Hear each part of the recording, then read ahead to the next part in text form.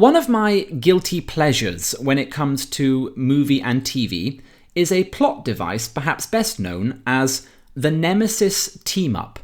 And that's when two or more characters, who have basically been enemies for most of the narrative, set aside their differences and work together in the pursuit of a common goal, usually some sort of existential threat that neither party could hope to overcome individually.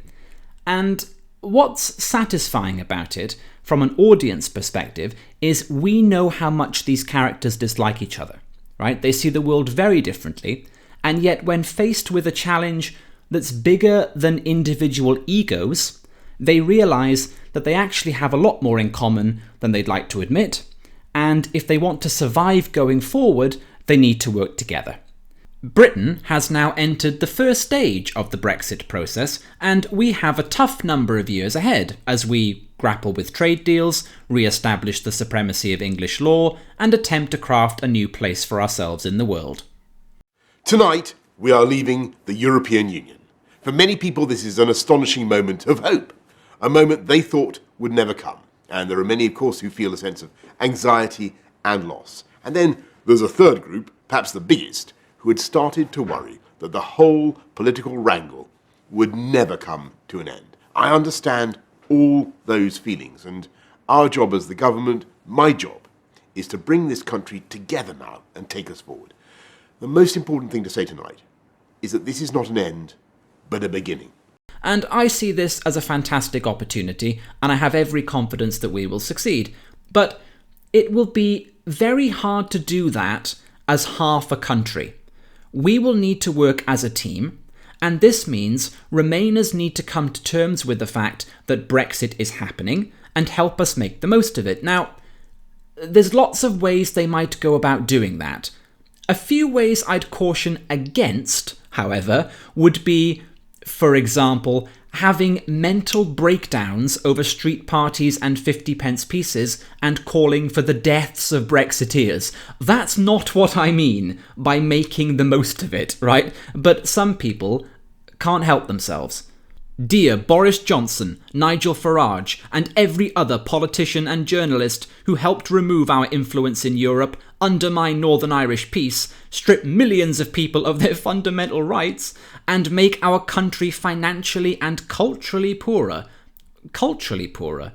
That's a new one. You know, we're only leaving a political union with countries like Italy. We aren't burning down all the pizzerias, right? And then there's a clip from A Few Good Men, which is, well, let's just play it.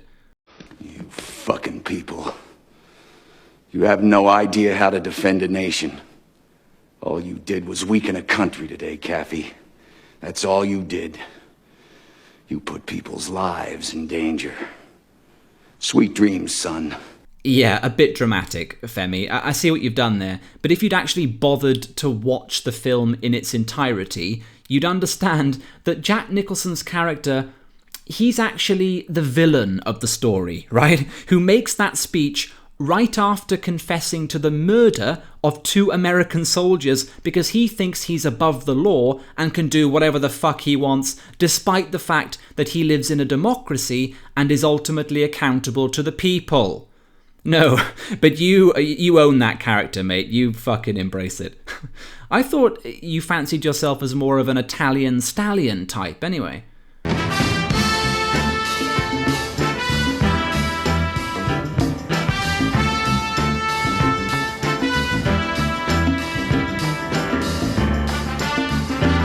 He's got bigger tits than Rocky as well, look.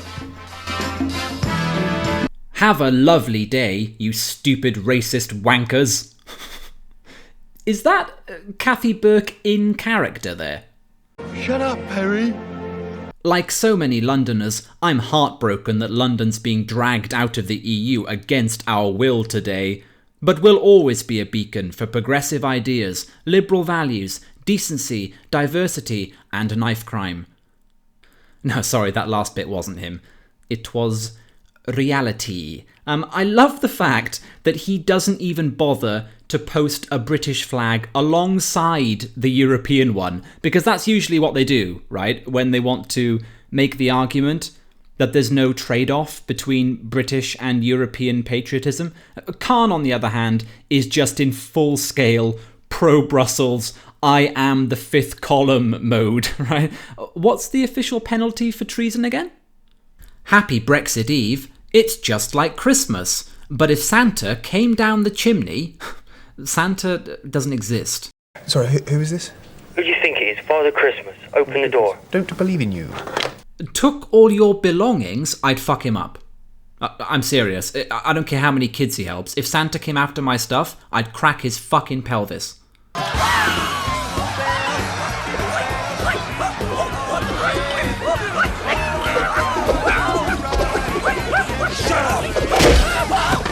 Pissed in your stocking? I don't have a stocking. I'm 30, right? Shat on your bed? Why is he doing that? Is Santa French or something? Set fire to your dog. I've got cats, so joke's on him. With it your living room. I'm insured, so he's probably doing me a favour, if anything. About time for an upgrade. And gave you a commemorative 50p and told you to stop moaning. Oh, we've got to talk about the 50p's. This is amazing. The reaction to this is amazing. A commemorative 50p coin marking the UK's departure from the EU has been unveiled by Chancellor Sajid Javid. The coins bear the inscription, Peace, Prosperity and Friendship with All Nations, and the date of the 31st of January. The 50p has been used on many times in history for very important occasions like celebrating D-Day landings, to things that are perhaps not quite so important, celebrating Jemima Puddle Duck. So I thought this is the right thing to do, that we have a coin for the nation on the 50p, which is traditionally used to mark this significant event. So it doesn't matter whether you are for in or for out. This is an event that's important and we will remember it. Now, I don't want to rain on anyone's parade here, okay? But I don't care about this. I mean, it's nice, and I can see why some people would appreciate a token gesture like this, but it's not why I voted Brexit, you understand, right? This is not important in the grand scheme of things, and some of the jabs taken at it were in good humour, to be fair. Loving the new 30p coin. Now, that's quite funny, right? Don't agree with it, but she's clearly having a laugh. Somebody else rather brilliantly worked out that the Chancellor looks quite a bit like Gollum holding the Ring of Power, and that was quite funny. But again, the analogy doesn't work, because Gollum, if you remember, was so obsessed with the ring that he was prepared to kill others and die himself to get a hold of it. Which brings me back to my original point. Nobody cares about this coin unless you are mental. Unless you are completely fucking insane. Enter Andrew Adonis. I am never using or accepting this coin. Well, Lord Adonis, seeing as how your servants likely conduct financial transactions on your behalf, I imagine that'll end up being true. I, for one, shall be asking shopkeepers for 2 20p pieces and a 10 if they offer me a 50p coin pretending that Brexit is about peace, prosperity and friendship with all nations, given that it puts all three at risk. If they insist, I will be channeling this man. And then there's a video of Brian Cox shouting fuck off for some reason. Scottish fetish, I think. Fuck off! You sound like a fucking bitch, Campbell. You sound like a fucking bitch. I mean, do you think I'm 100% happy with the coin? Because I've got some notes. While we're here, it's not exactly the wording I'd have gone for either. Okay? Peace, prosperity, and friendship with all nations. Well, peace can go, for a start, right? Peace is overrated. It's something you wish for on your deathbed to put you out of your fucking misery, alright? We don't want peace. We want conflict. We want competition and a bit of oomph, right? Some go-getter attitude. Freedom, now that's a word I could go for. Freedom's a much better word. Prosperity, that can stay, that's fine. And friendship with all nations. Don't like the word friendship. Gotta say, it's a faggot word. I'm sorry, but, I mean, what is this? Sesame Street Nation. Friendship. Oh, friend! Oh, new friend! Oh, friend! Please be my friend! Oh, friend! Oh, friend! Fuck you lot, where's the beer? We're out. I'm going to the loo. What, for a wank? You wanker. Friend! What about justice? There you go. We did invent the fucking thing. How about freedom, prosperity, and justice for all? Right? That would be my coin. But it doesn't matter. Right? We don't always get what we want. I'm still gonna use it. I mean, imagine telling a shopkeeper to give you 20s and 10s because a 50p coin triggers you. Get therapy, you sado. I'm going to give every one of them to a beggar, which is great, isn't it? To a beggar? OK. Why That seems not? unfair on... Well, I don't know if you think... The beggars will take it and they will be happy with it. Angela? Oh, Yasmin, Yasmin, Yasmin, Yasmin. Yeah, I mean, exactly. Where do you start? I mean, first of all, can we focus on the use of the term beggar, please? I'm going to give every one of them to a beggar, which is great, isn't it? To a beggar? Beggar? Isn't that something Robin Hood used to dress up as to fool Guy of Gisborne? A beggar? You mean a homeless person, right? And isn't there an underlying contempt in how she's positioning that? I'm going to give every one of them to a beggar, as if she's too good for the coin. Do you know what I mean? But you go ahead and do that, Yasmin. Nice to see that Brexit is already helping the poorest off among us. Speaking of contempt, did you catch Terry Christian's sissy fit in front of Piers Morgan the other day? Car workers in Derby are going to lose their jobs. Well, let Mark Francois tell you what the tangible effects of Sorry, did you mention something? Go on. Brexit What are the tangible benefits of Brexit, then? We will take back control of our own That's laws. meaningless. No. That's babble. What, making your own laws Taking doesn't back mean control by the agenda being set by the EU. We're waiting for the EU to sort us out. Look, we're not leaving on let me get Friday. a word We're in. leaving next December. Mark, you might have to speak louder. Do words with facts. Well, Okay, here's a just- fact. Go on. Here's a fact. The people voted to leave in 2016 in the Meaningless. referendum. No, it was a democratic vote. But in the most and they recent voted election, again. 54% of people Okay, actually let me- voted. all right, they voted again emphatically in a general election to leave again. They won't be voting for you when they're losing the jobs. You lost. Terribly sorry. Excuse me. I've You not lost lost anything. twice. I mean, that is just a man out of control, isn't it? I mean, that's a baby. I mean, the weakness coming off that person is astonishing. It's like a kid in a supermarket being told he can't have the Skittles, right? And instead of saying to himself, well, that kind of sucks, but mummy's in charge, he pulls his pants down and takes a shit in the aisle. People can make their own minds up about what you've tweeted. Let someone else say something for a second. Let me just say what you've tweeted. This was in August 2019.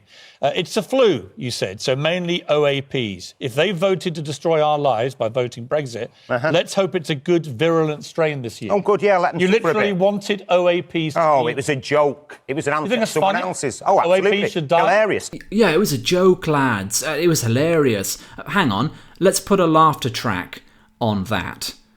It's the flu, you said, so mainly OAPs. If they voted to destroy our lives by voting Brexit, let's hope it's a good, virulent strain this year.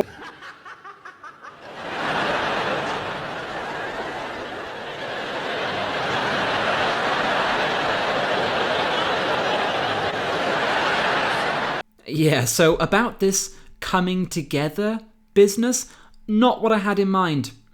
I don't remember that scene in The Avengers where Tony Stark calls up Captain America for help.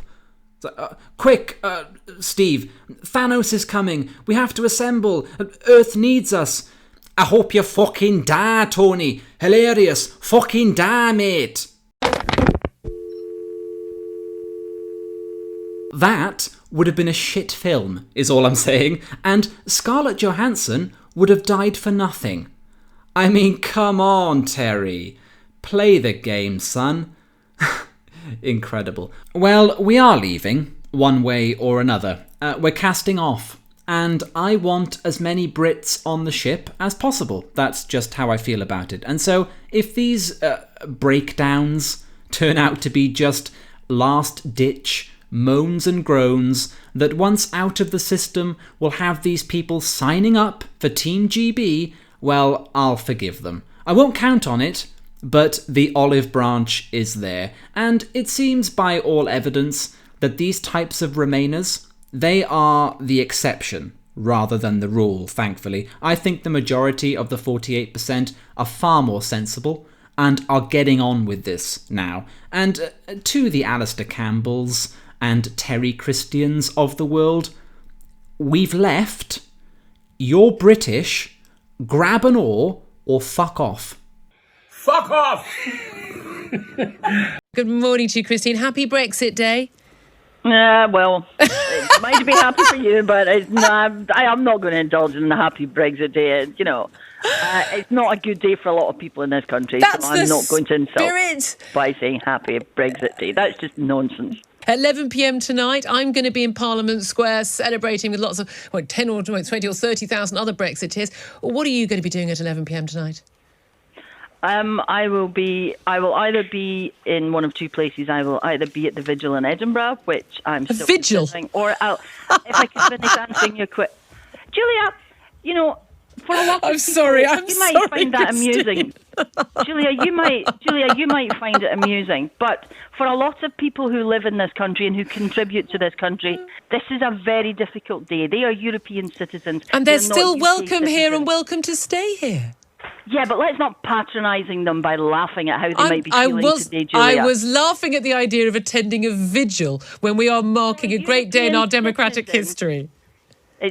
For me, it's not. For me, it's a sad day. Okay. It's a sad day because we've turned our back on a marvellous opportunity. All right. Well, I'm going to be on a vision of European togetherness, and I think we will lose at the end of the day. But my job now is to work to make the best of it. And I'm not laughing at people who are celebrating. Okay. And please don't laugh at people who are finding this difficult. I'm laughing at the idea of a vigil. Well, Christy Joddy, I will be raising a glass to you and all of those at your vigil at 11 o'clock tonight. I'm going to raise a glass to everyone here in Britain and our European cousins as well as we mark this wonderful day.